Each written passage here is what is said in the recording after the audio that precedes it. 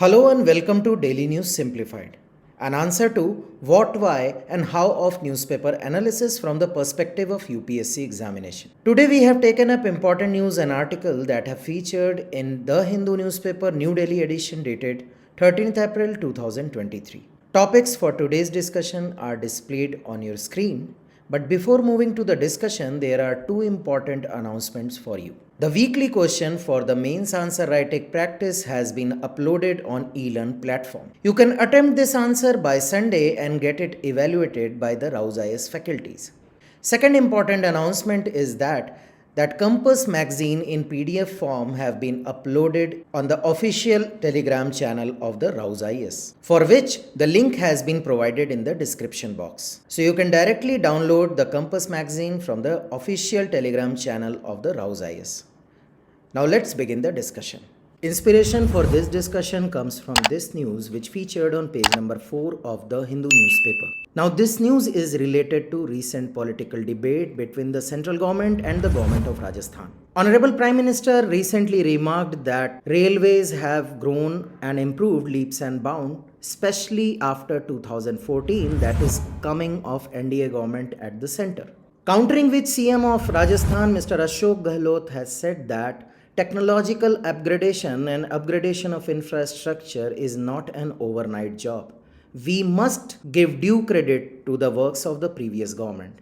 Now, this debate is not as important from the perspective of UPSC examination, but when you will trace the general studies syllabus, that is GS paper 3, you will find infrastructure sector has been mentioned, including energy, ports, roads, airports, and railways. Now, if you will refer to the previous year UPSC question, this particular subtopic, that is infrastructure, is of utmost importance. As UPSC has been asking questions regularly based on this particular subtopic mentioned in your syllabus.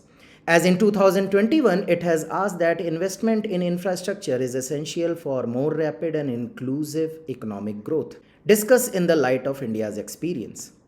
Similarly, in 2017, UPSC has asked that examine the development of airports in India through joint ventures and under public-private partnership, that is PPP model. What are the challenges faced by the authorities in this regard? So in line with the previous year questions, we are going to take up what are the challenges facing the railway sector in India, what are the solutions, why there is a need for PPP model, and why there is a poor response of private sector to these offerings. We will also look into a way forward based on recommendations of various committees. So let's begin the discussion. Now, India has the fourth largest railway network in the world. It has come a long way since 1950 in terms of number of trains and quantum of traffic carried. However, it has been highlighted that Indian railways may end up as burden on the national economy due to the number of issues. So first we will look into the challenges facing the Indian railway. Now the first challenge is decline in share of freight traffic. Now this decline in share of freight traffic is on account of shortfall in carrying capacity and lack of price competitiveness. Indian Railways has kept the passenger fares at lower value while it has increased the freight charges to compensate for this loss. Hence, the cross subsidization, that is increasing the freight rates while keeping low the passenger fare, has led to shift in favor of road transport for both freight as well as short distance passenger traffic. Now, another challenge is underinvestment. The expenditure on railways as percentage of transport expenditure declined from 56% in 1985 to 1990, that is 5-year duration, to 30% in 2007 to 2012, that is 5-year duration. This underinvestment has resulted into poor quality of service and infrastructure both. Now another challenge is organizational structure. Delays in decision making, inadequate market orientation led to slow turnover times and delays in the implementation of the railway projects.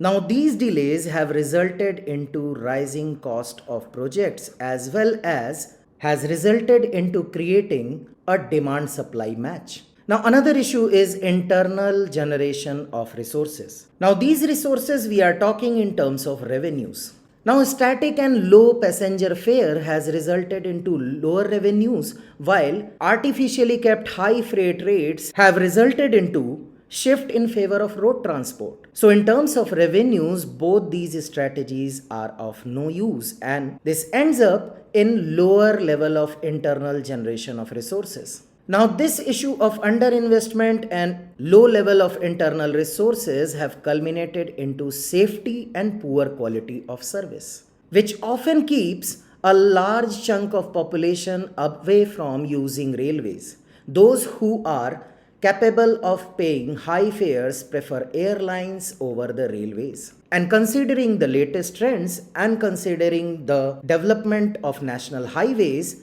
people are preferring roads even more than the railways. Last but not the least, high operating cost is another challenge of railway. Now, what does it mean? In simple terms, it is the amount of money that one spends while earning rupees 100. So, lower the operating cost, higher would be the profit. But it is not true in the case of railways, at it ends up spending around 98.4% to earn rupees 100, which leaves a meager amount as a revenue for railways. So in other words, it is kind of a virtuous cycle in which political interference in the working of railways results into lower passenger fares and higher freight charges, that is cross subsidization, which in turn results into higher operating ratio model, which shifts in transports of goods from railways to highways because of high freight charges of railways. Now this impacts the revenue and results into poor financial position, low investment in new capacity addition, and which ultimately results into poor maintenance and lack of world-class amenities for passengers. Now let us understand how to address these problems. Now Vivek Debroy on railway modernization and Anil Kakodkar committee on improving railway safety have given a number of recommendations to improve the performance and safety of Indian railways.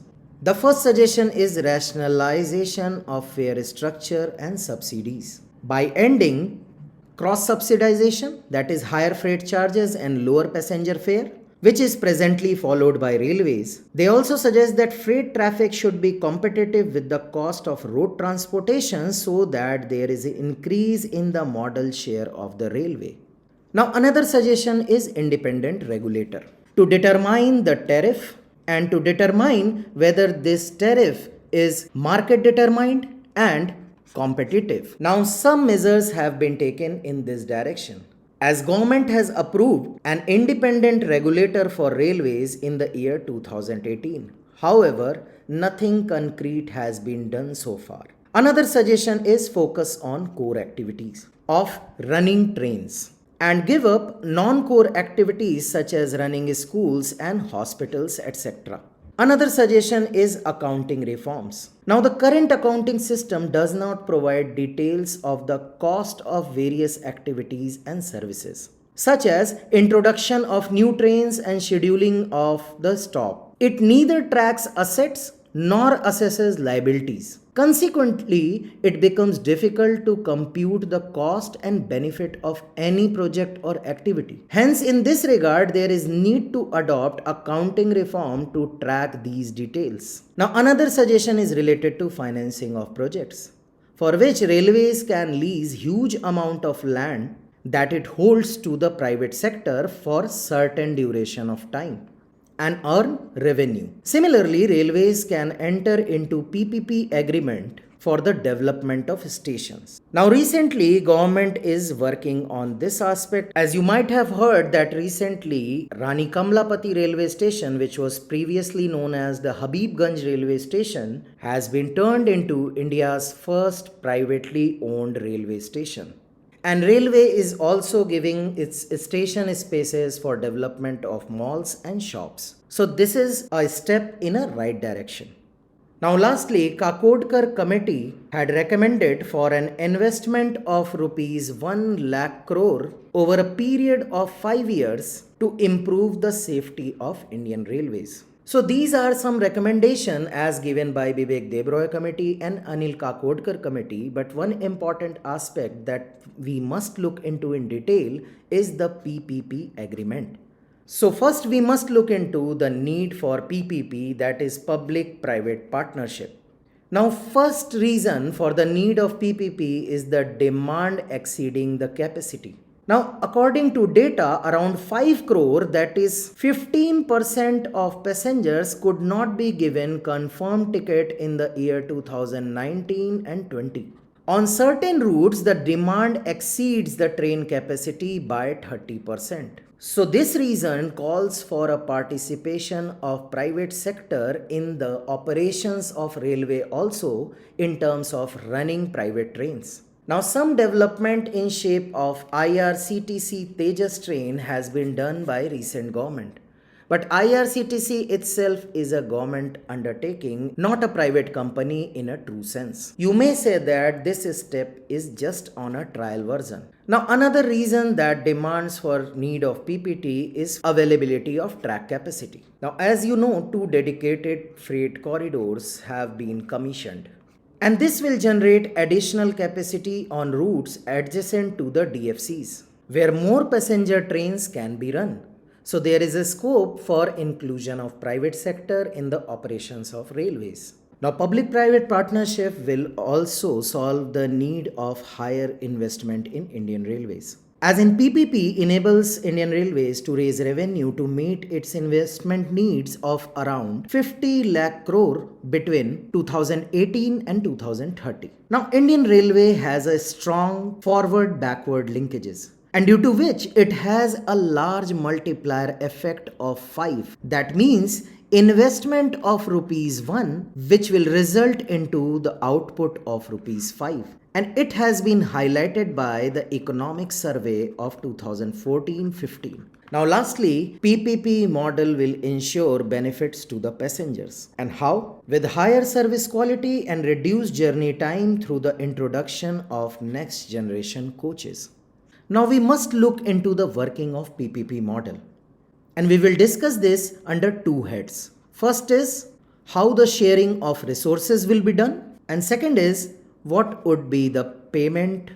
Now under this model, physical infrastructure like signals, tracks, stations, etc. would remain under the control of Indian Railway. The private sector entities would be required to bring in their modern coaches to operate on specific routes. Here the private sector entities are expected to be given complete autonomy with respect to fixing of fares and provisions of other services such as catering, housekeeping, etc. Now for the payment mechanism, the private sector is required to pay haulage charges to the railways for the use of its physical infrastructure. Apart from that, the private sector operator needs to share the revenue with the Indian Railway. One thing that should come into your mind, that if there are recommendation of PPP model and there are benefits associated with it, what are the reasons that cause poor response of the private sector? Now first reason is higher entry barriers.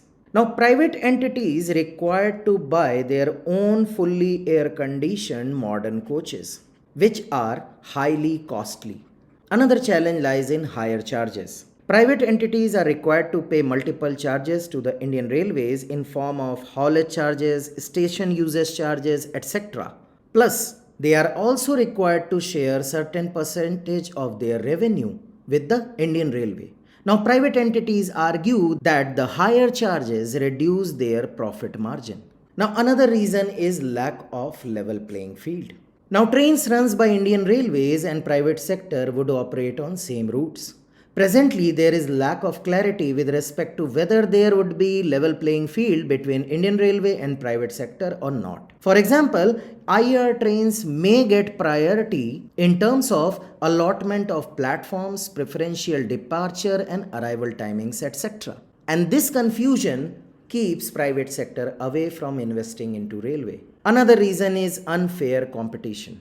Now, Indian Railways maintains lower passenger fares through cross-subsidization, Similarly, the subsidy provided on certain air routes under the Udan scheme has led to decline in airfare prices. On the other hand, the private sector operating the passenger train needs to fix higher fares to recover the investment. The higher fares on such private trains vis-a-vis Indian Railway trains acts as a major obstacle in the participation of private sector in operation of railways. Now, another important reason is unreasonable terms in the PPP model as suggested by the government. First is lack of flexibility for the private entities in changing departure and arrival timings, introduction of new halts along the routes, deciding on length of the train, etc. Now, another issue is penalty. Now, PPP agreement provides for key performance indicators such as punctuality, reliability, maintenance of train, etc., to be met by private entities. Inability to meet these indicators will attract a penalty. Now, for example, if the private trains do not depart on time, they would be required to pay a fine. However, the private entities argue that the ability to arrive and depart on time depends on the signaling provided by the Indian Railways. So, it would be unfair to force the private entities to pay fines in such cases.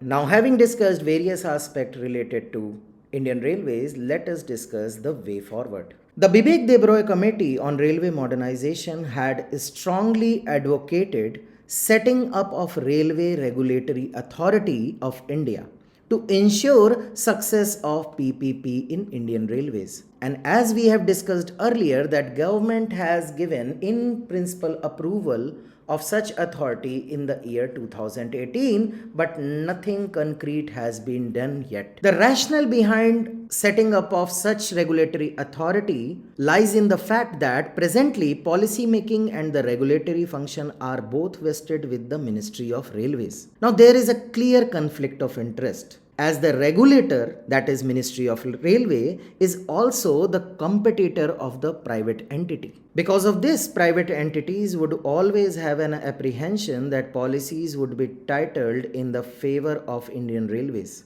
An atmosphere of trust and confidence must be built through setting up of an independent and autonomous regulator in the form of RRAI. Now, unlike other infrastructure sectors such as road, ports and airports, Indian Railway has so far failed to attract large private sector investment. Hence, going forward, Indian Railway must address various bottlenecks and challenges which are hindering the private sector investment. Inspiration for this discussion comes from this news article which featured on page number 8 of the Hindu newspaper. Article is about parliamentary committees. Now, Parliament has the primary responsibility of making laws and holding the government responsible for its action. As representatives of the citizen, MPs pass laws, oversees the working of government and the efficient allocation of public funds. Parliamentary committees act as a mechanism that help in improving the effectiveness of the parliament. Over the years, responsibilities of the government have increased significantly. Government expenditure and legislations have become technical and complex in nature.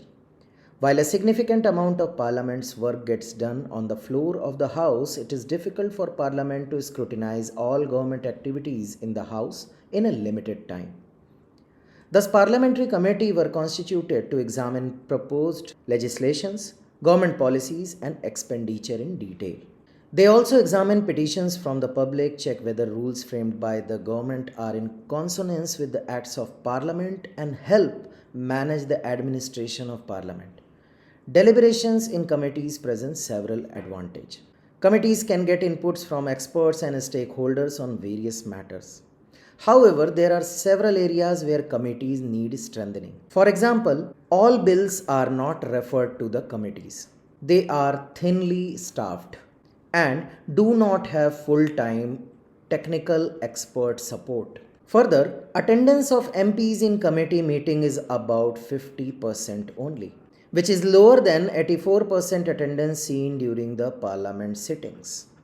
So, if you will trace General Studies paper 2 syllabus, Parliament and state legislature, structure, functioning, conduct of business, etc. have been specifically mentioned. In previous years, UPSC has been asking questions based on parliamentary committees in prelims examination. So here in this discussion, we will cover the following aspects. First is, why are parliamentary committees needed? What are the types of committees? Next, we will discuss various roles of departmentally related standing committees and how they are functioning. And then, in last, we will suggest how to improve the functioning of these committees in India. So let's begin the discussion. Now, parliamentary committees are an integral part of legislative process in India, and they serve several important functions. Now, here are some key functions listed why parliamentary committees are needed in India.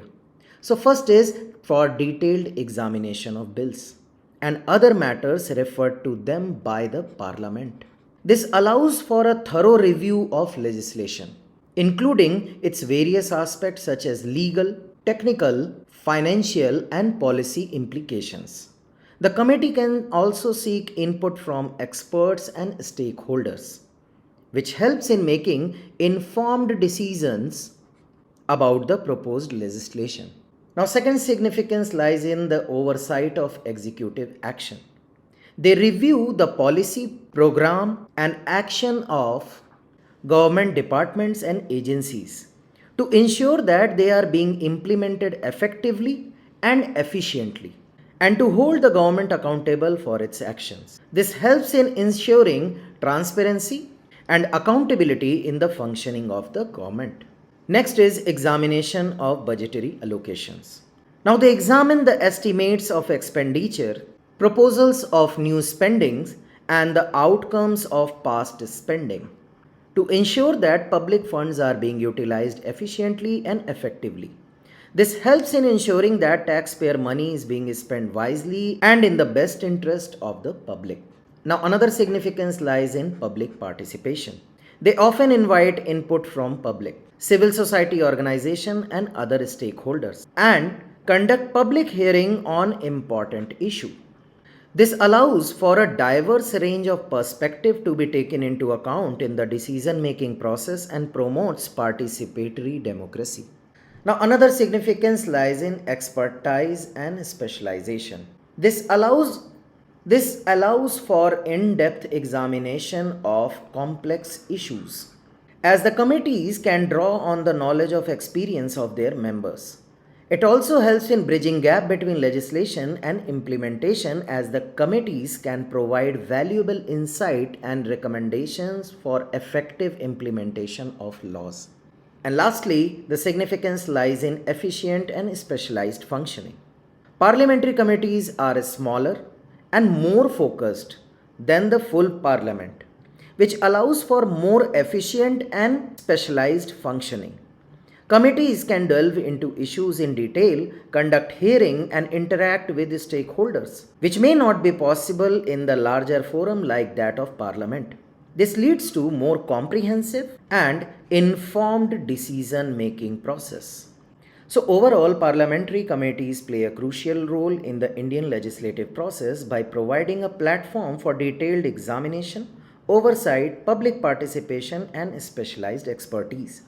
They contribute to the effective functioning of democracy by ensuring that legislation is thoroughly reviewed, government actions are scrutinized, and public interests are represented. Now, there are various types of parliamentary committees in India, which look at matters such as government expenditure, legislation, government policies and schemes, and administration of parliament. They can be categorized into departmentally related standing committees, financial committees, administrative committees, accountability committees, and ad hoc committees. Now, DRSCs were constituted in 1993 to assist Parliament in scrutinizing fund allocations to ministries. They also examine bills referred to them by Parliament and analyze other relevant policy issues. There are 24 departmentally related standing committees that oversee the working of ministry or group of ministries. They are composed of 31 members, 21 from Lok Sabha and 10 from the Rajya Sabha. These DRSCs are constituted for a period of 1 year. Next comes the Financial Committee. The Financial Committees of Parliament regulates government expenditure to ensure that public finances are used efficiently. Such financial oversight is a complex and technical task, and these are the financial committees which facilitate this task for the Parliament. Next comes the administrative committees. Both houses of parliament also require significant administrative support for their day-to-day functioning. The houses have set up different committees such as Business Advisory Committee, which helps decide daily agenda of parliament. Now here is the listing of various administrative committees. Now apart from financial committees and DRSCs, there are other committees to ensure government accountability toward parliament and citizen. These are the committees on government assurance, committee on subordinate legislation, and committee on petition. And lastly, there are ad hoc committees. They are appointed by either house or the presiding officer from time to time for a specific purpose. They cease to exist when they finish the task assigned to them and submit a report. Some ad hoc committees include the Railway Convention Committee and select committees to examine certain bills. Now here in this section we will be looking at DRSCs, that is departmentally related standing committees, their function and how they are performing. So the first function is the examination of expenditure. Now DRSCs meet to examine the expenditure of all ministries, bills referred to them and policies or issues selected by them. These meetings are conducted while Parliament is in session or during inter-session periods. Now, while it is difficult to analyze the quality of deliberations in these sittings, the number of sittings held by various DRSCs can be used as an indicator to measure the quantity of work done by them. Now here this figure shows the average number of sitting for 10 committees which examine the largest, and by saying largest we mean largest in terms of expenditure, ministries and departments. Now here you can see that Committee on Defense, Finance and Home Affairs have seen a decrease in average number of sitting from the 14th to the 16th Lok Sabha, whereas the Committee on Chemicals and Fertilizer has seen an increase. So we can conclude that the number of sitting has declined for most of the committees, including Defense, Finance, Home Affairs, Rural Development, Food Consumer Affairs, as well as Human Resource Development and Agriculture. The next function is examination of demand for grants. Now after the budget is presented, the DRSC examines the demands for grants of all ministry under its purview. Now, what is demand for grants? It refers to detailed estimate of expenditure of each ministry. Now, DRSCs study allocations to schemes and programs, spending by the ministry and the policy priorities of the ministry. After this examination, the committee compiles its recommendation in the form of a report which is led in both houses of the parliament. These recommendations help MPs to understand the implication of the financial allocations. They also allow for more informed debate and analysis of demands for grants in Lok Sabha. Now here in this table you can see days between report which were tabled and date and voting on demands. Here negative numbers suggest that report was presented after the demand for grants were already voted upon. Now in 2009 and 2014, all reports on the demands were presented a few months after they were already voted in the House. Note that these were the election years, and these years the budget presented by the new government was passed in the month of July. The new DRSCs were not formed by then. The primary objective of reports on demands for grant is to help MPs examine government expenditure better. Therefore, it is always necessary for MPs to have sufficient time to study these reports before the discussion in the House. The data suggests that in many cases, MPs do not have sufficient time to study these reports. Now, next function is examining of the bills. Now, once a bill has been introduced in the parliament, it may be referred to DRSCs for detailed scrutiny. The bill can be referred to a committee either by Speaker of Lok Sabha or Chairperson of the Rajya Sabha. It is sent to the DRSCs that reviews the working of the ministry under which the bill is introduced. After concluding its examination, the DRSC lays its report in the parliament. The recommendations of the DRSCs on the bill may also be discussed in the House.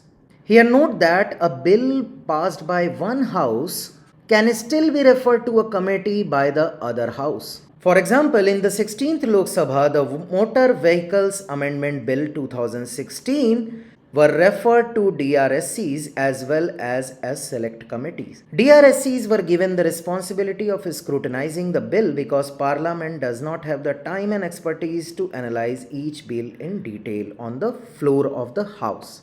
However, the latest trends show that the fewer bills are being referred to committees as compared to the previous Lok Sabha.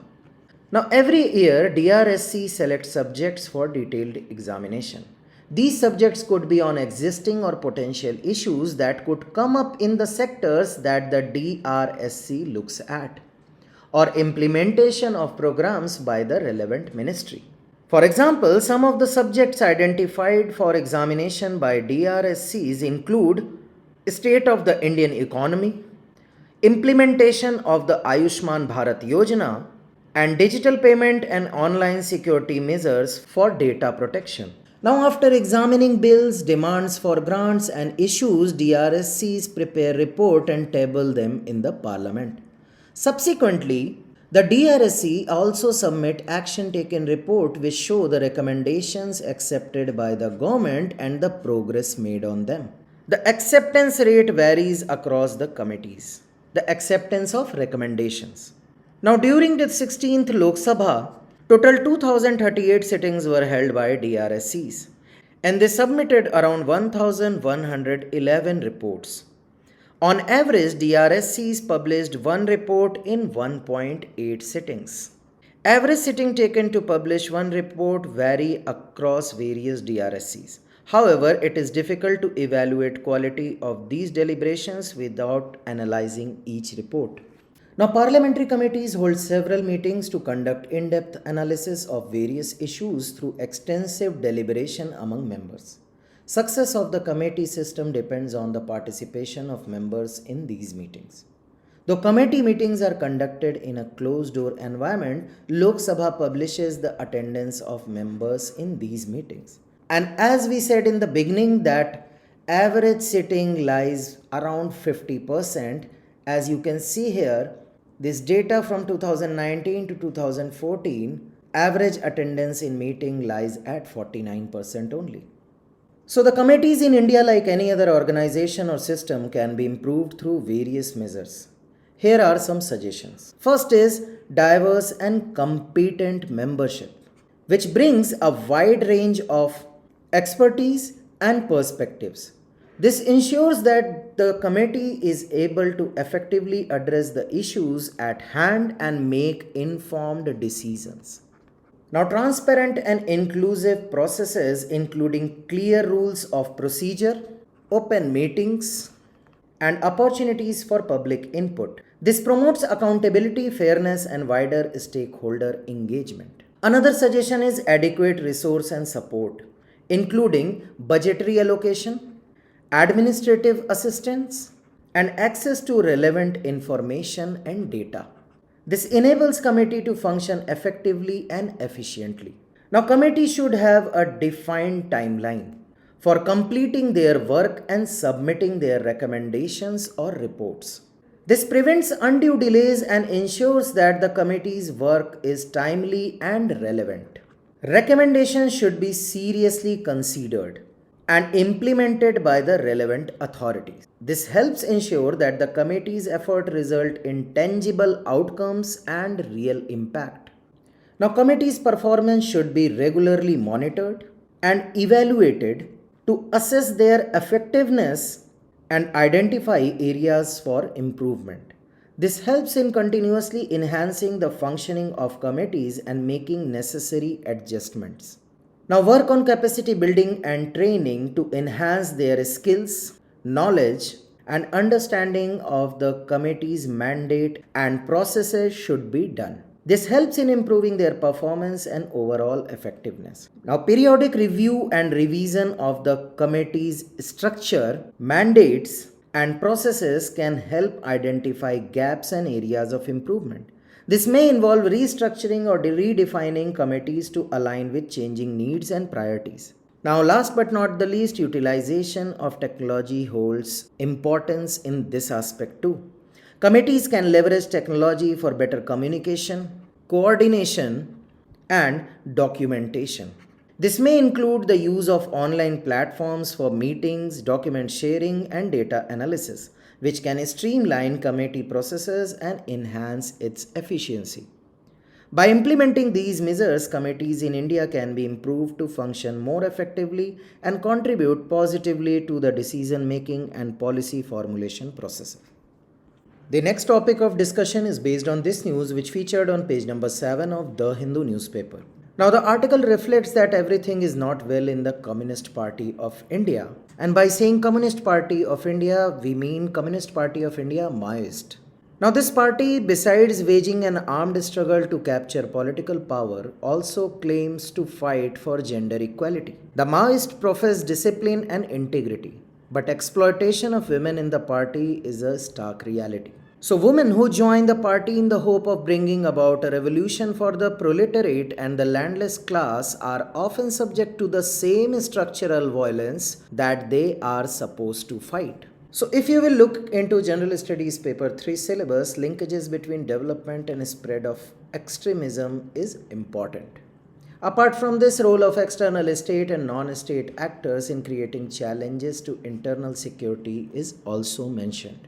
So here in this discussion, we will quickly look into the gender issues that has been highlighted by the author and are prevalent in the CPI Maoist party. And these pointers can be used as fodder for your GS answer as well as your essay write-up. Apart from that, for the topic of Naxalism, we will provide you link for the DNS that has covered the topic of Naxalism in detail. So let's begin the discussion. Now, according to author, following are the gender issues within the movement. First is underrepresentation. Now, women constitute about 35 to 40% of the total party members, but their representation in the Central Committee and the Dandakaranya Special Zonal Committee is negligible. Another issue is related to health. While jungle life is difficult for all cadre, the women have to face additional health challenges.